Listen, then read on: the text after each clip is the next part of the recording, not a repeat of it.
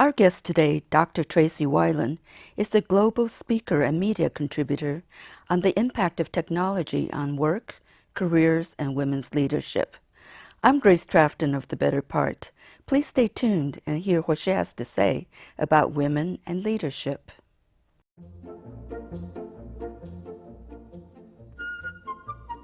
Welcome to The Better Part, a program that encompasses a diverse spectrum of topics important to our community, which we hope will both inform and entertain you.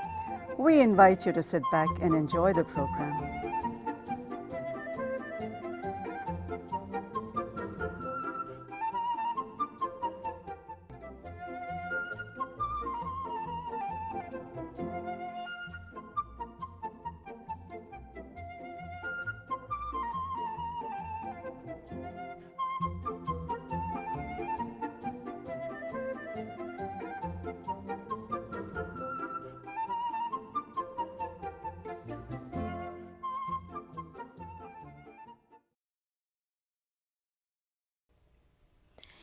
Dr. Tracy Wilen has authored 11 books, including one titled Women Lead. Her latest book, Employed for Life, 21st Century Career Trends, was released in 2014. We're fortunate to have her as a returning guest on KMTV 15. Welcome again, Tracy. Thank you, Grace. Thanks so much for having me. So good to see you here again. And first of all, I want to ask you, what inspired you to write this book, Women Lead? Well, you know, Grace, let's go back to 2012, right? And I heard a statistic that really was very compelling, that a woman started a business somewhere in the world every 60 seconds. And it made me think, something's changing with women. So I looked up other statistics and trends around that time. It happened to be the Summer Olympics. There were more women from America participating in the Olympics than men. We had the highest number of women in Congress, the highest number of women in the military. We have women exceeding in education and pursuing more advanced degrees than men. So clearly something was different, and I wanted to take a look at it with leadership. And what were some of your major findings regarding leadership? So, you know, this was a very interesting study. There were two studies, a survey, which is a quantitative study, and interviews with over 200 women leaders, a qualitative study. And what we found when we surveyed men and women as leaders, very interesting results. We looked at leadership characteristics and attributes, very commonly used in surveys today. Women rated or scored women highest on all 10 characteristics and attributes of modern day leadership. Is that right? Very interesting. Yes. But here's the kicker. Men did not score men highest Is on that right? all 10 leadership characteristics and attributes. That's really surprising. That's right. So I said maybe we should look at the men a little more. Is it all men or is it certain men? And that's when we had our second interesting finding. Men varied by generation. So boomer men saw a lot of differences. Boomer men today are 53 and up. Mm-hmm. But Generation X and Y men, which is basically age 53 and younger, were pretty much gender agnostic, which gives you a lot of insights to potentially what's happening in the workforce today. And did you find other gender or generational differences? Absolutely. So, of course, as I started to dig into the generation differences, here's what we found. Young women, which is our Generation Y millennials, age 33 and under, are much more confident than women who are boomers, women who are Generation X, and also Generation Y millennial men. So our younger generation of women are very confident. Boomer men were more confident than boomer women, right? So the population of 53 and up. So we did see differences between the generations and genders. And I think these are profound to think about the workforce today, because you do have 3 generations in the workforce, and Right. actually we're moving into 4. Right, right. And do you think that women have to lead like men in order to achieve success? Well, absolutely not. From our findings, right, what we found is that women are really positioned to be modern day leaders, and we're seeing that as trends, right? Mary Barra, GM, Ursula Brown at Xerox, Meg Whitman, Sheryl Sandberg. So we see that women have moved into leadership positions. We also see that the younger generation, regardless of gender, is pretty much agnostic and very supportive of women in leadership. So you're not going to find the same kind of lens from previous eras. So I think I say yes, of course women are positioned to be leaders. So according to your study, what were some of the key leadership attributes? So that's very interesting. So what we found across the board with both genders is that communication skills was the #1 ranked. And communication skills means being able to present, to write, to hold meetings, to negotiate, right, to be able to work with clients. And that was highly rated out of all leadership skills. The second one across the board with both genders and generations was the ability to organize people to lead large, complex projects, really reflecting on how times have changed at work, that it is about leading teams and it is about having complex projects, and we need leaders to be able to do that. Now, women have always been known to have good communication skills. So does this give women an advantage? Well, many women feel yes. We know, again, when you're doing research and surveys, we just look at the data sets. But when I interviewed women, women felt that women were uniquely positioned because of all of their skills and attributes, and that they were really in better positions than men moving forward into the future. So what about women in negotiating? What did your research find in that area? So that was actually very interesting because we had conflicting results. So on the survey side between men and women rated men higher in negotiation. But when I did the interviews, overwhelmingly 85% of women interviewed said, no, no, no, no. You want a woman at the table. She is the best negotiator, particularly when discussing complex negotiations. So I went out to a population and said, what's going on? Why would I have conflicting results? Well, it ends up that people, when they hear the word negotiating, they have a perception of haggling for a car or in a bazaar, right? And it's a win-lose. But if you look at the modern research, negotiation is very different. Negotiation is all about collaboration, win-win, and it has shifted quite a bit. So that's where we think that the discrepancy came up, is really around what people perceive the word negotiation to mean. Maybe Congress can learn something from this. Absolutely. So how important are mentors in people's working careers? So that was another one. Over 94% of our total population, both men and women, felt that mentorship was critical, both on the entrepreneurial side and at the corporate side. So it is important to have people. People do need people to help them. So that's why networking and having support systems are very important. It varied between the corporate side. It was have people inside and outside the firm, have networks above and below you. On the entrepreneurial side, they called it the personal board of advisors. We have moved away, we've shifted away to have that one role model that we follow through life, to having a circle of advisors who will help us through many facets of our life, because careers are so much more complex.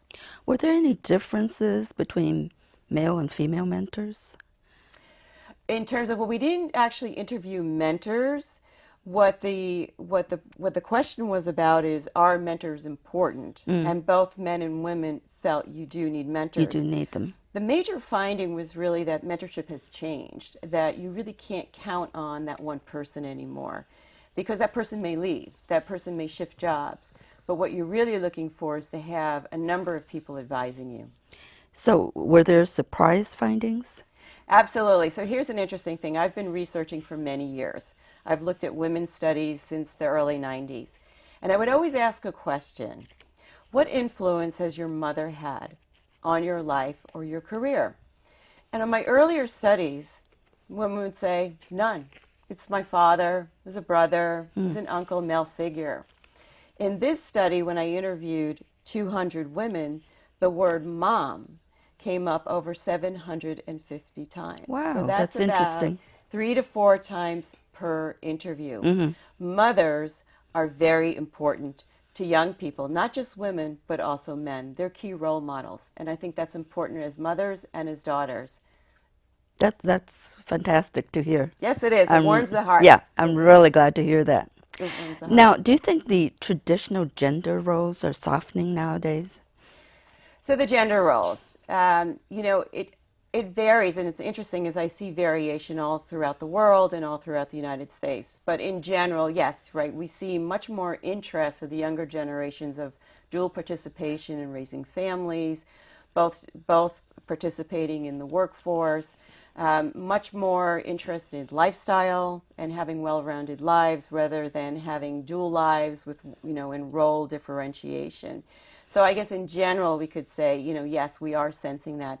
More so with the younger generation. They have many more options today than in the past.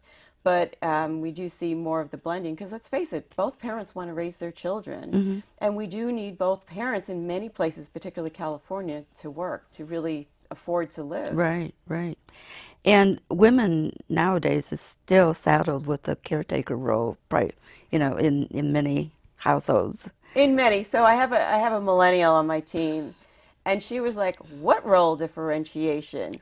So I'm the oven, and now he has to take over and do all the activities once the oven's done and the baby's born. So the attitude is completely different. And both the parents are extremely involved with the child. I would say 50-50. So I think the attitudes are shifting with the younger generation. A lot of it depends on how you're raised, right. What kind of cultural nuances right. and norms are passed from families to daughters and sons. But you do see that it isn't just about the mom. That's really good to hear. That's encouraging. I get very excited because of sons. You want to have both parents raising right. your sons, and right. you want to have both parents influencing your daughter. Mm-hmm, mm-hmm. So I think activity from both is just great. How about the different type of jobs that women are choosing? Are they choosing more non-traditional female jobs? So here's the advice I give anyone looking for a job today, college students, trying to make decisions. If your goal is to get ahead and make money, there are industries and positions where you can make money, right? It's going to be in the engineering, it's going to be in medical, it's going to be in data and research. If you're looking for something different, develop a skill that sets you apart. High demand jobs pay well. Jobs that require higher levels of education pay well. So you need to think about that. Jobs that incur more risk pay better than the jobs that don't have more risk, right? I mean, I myself shifted. My first job out of college was in magazines, and I worked at Vogue. Great glamour, doesn't pay very well. I quickly figured out it was the salespeople, the people selling advertising, were the ones who wore the better clothes and the ones who had the better apartments in New York. And I said, what am I going to do? I'm going to shift into a higher risk position because it pays better. So I think each of us have to think about the choices we make in careers and the payoff. So there seems to be a wage gap in the type of jobs that women choose. Is that right? Well, there's wage gaps, absolutely, and certain industries are lower paying than other industries. Each of us has the ability to make a choice on what kind of career or job that we'd like to pursue. Now, interesting here in Silicon Valley, many of the companies have grade levels, right? They have different stratifications of salary. My encouragement for people is if you're in a company and you feel like you're stuck, look for opportunities for mobility within the company, but don't forget to look for opportunities outside of the company. And I think a lot of people think that they have to stay in one company forever. But the reality is that people are changing jobs every 4 years and 4 months. And really the sweet spot, according to recruiters, is having about 4 to 7 years in a job and then either making a shift inside the firm to build up another skill or making a shift outside and build up management skills or other opportunities or other industry exposure. It's interesting. 4 4 years and 4 months. 4 years and Bureau 4 of Labor months. Statistics is the Wow. average turnover rate now in jobs. In fact, companies' average life has reduced. The average company today is only around 15 years. So if you think about it, if you're working for a long time, you will inevitably be moving around to at least 1 or 2 companies, many people 10 plus companies.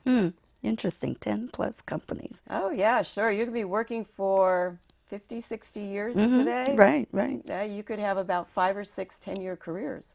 Interesting. So, you had also written about women in international business. You wrote about women working in China, Japan, Europe, and Mexico, among other countries. Tell me about that. Sure. So my earliest research was really about my life and what I was doing in my work life, which was I was an American woman in my early 20s traveling overseas on business, representing high-tech firms in the area of manufacturing. Very masculine, very early days in international business. There were very few women traveling overseas, particularly at that age. I met resistance from many countries because the roles were very different than in the United States. The men worked, the women stayed home. So I had a hard time really establishing credibility, making deals, being able to survive in a manufacturing environment. So I started my research and interviewed hundreds of women who were successful in international business. And here's what, really 3 things came across in every book that I wrote on it, in every research study. Number 1, credibility. At that time, women really needed to have established credibility before they left. And I think that's important because, particularly working here, you have offices overseas and they can create your credibility before you come, whether it was through announcing you or sending a bio, right, your biography in advance, or highlighting some of your uniqueness, your education. So credibility was important, establish it before you go. Number 2 is competence, right, that you have to be competent because traveling overseas is expensive. So the expectation is that if you're representing the firm, you are very competent. So it's important that women stress that whoever you send overseas is competent. Number 3 is confidence. It is an awkward feeling when you move into a masculine environment and you feel outnumbered. You quickly start to question your own confidence. Are you able to perform? And so it's important that you remember you are competent, you are credible, and remain confident so that you can actually execute to the business. And I think those 3 takeaways were very important for no matter who is doing business, gender-wise at this point, overseas. So do you find that like in countries like China and Japan, it's more challenging? So it varies, right? So you have, I actually dissected out by country and by age. So when I went to Japan and South Korea, I had the most challenges with men 50 and up, quite interesting. When I went to countries like Singapore, Hong Kong before it was part of China, and China, it was more neutralized. And I think a lot of that is just the communist influence and men and women working. When I went to places like Mexico, it was much more hierarchy and role differentiation. I mean, I remember meeting an executive in Mexico, and I walked into the room and I said, "How do you do?" And he said, "Well, I'm waiting for Dr. Wilen." And I said, "I am Dr. Wilen." He said, "I don't meet with women." Oh, my So I goodness. said, "Well, if you want to meet with Dr. Wilen, this is your only choice today." Wow. And so he disgruntled, had to meet with me because it was totally unexpected for him and uncomfortable for him. And how did that go, that meeting? It went well. It's quite interesting. I've had a number of situations where there's awkward moments. I remember being in Japan where an executive asked me to get some tea, mistaking me, and because I was the only female at the table, as the likely admin. And so I had to stand up and said, "Great idea. How about somebody go get us some tea?" And I actually remember I moved my seat because I was late to that meeting, and I sat in what I would call the weak seat at the end of the table. And I asked my male counterpart to put me back in the middle, the center, so that people immediately understood that I was leading the meeting. And not the tea. And not there Server. to serve tea. Exactly. So then I talked to two CEOs, married to each other. They wanted 4 kids. But their definition of success and what they wanted their lifestyle was that one parent would stay home and one parent would work, at least for the growth years of the children. Mm-hmm. So how did they sort it out? She said, we sat down at the table and said, who hates your job more? And he said, I do. So he stayed home, and she continued. And then eventually they'll make a plan to reverse it or transition it in some way. So the bottom line is everybody makes choices and has to define their, what is success for them and what is having it all for them. Mm-hmm. But it sounds like the woman has to have a partner who is willing participant in this idea. Well, we always say pick your partner well. Whatever your choices are, if you decide that you want to stay home and raise children, you have to pick your partner well, particularly if you're living out in this area. If you want to have a full-time career and travel, you need to pick your partner well. If you want to be an entrepreneur, right, you need to pick your partner as well. So I think that's just stated no matter what choice you have. Or people may choose not to have a partner at all and define success in a different way. Right, Yeah. right. So what advice would you give to women who want to re-enter the workforce after several years of absence? Yes, I know, and there's been a lot of research on that as well. So, my encouragement for women, if you step out of the workforce, keep active in some way, right? Just keep your skills going. Even if it's, working on a website, volunteering your time in some capacity, because employers like to see that you have current skills and that you're aware, right, and doing things that are useful for the employment. So I wouldn't drop everything. And I think a lot of women and men realize that you need to be actively engaged. I think you have to keep up your networks. I think that's very important. At the end of the day, recruiters will tell you that 75 to 85% of the time the job is found through who you know. So being able to do that. I think part-time and volunteerism is very important, even if it's once a week. I had a gentleman who was out of the workforce for quite some time, but he volunteered his IT, information technology, and he volunteered 1 day a week in a hospital. And eventually he was transitioned in. Why? Because it was on site, he knew the systems, and he was top of mind for when the job opening happened. So I think there are ways. You can always move into also, if you're more seasoned, consulting roles, advising small firms, mentoring, and a lot of those, nonprofit firms. So there are choices for people who have been in and out of the workforce. That's very good advice, because a lot of women are facing that situation right now. Absolutely, and I think just keep current, and if women can just remember that, to keep active in doing something so that your resume, so to speak, doesn't have the big gap, but has some sort of continuing your skill sets. And what is different today for women and careers than in the past? I grew up in a classical world. The high school degree and the liberal arts degree pretty much got you anything and every job. And a large company was the choice, right? You went to a large company, they took over your training, and they took over your employment pretty much.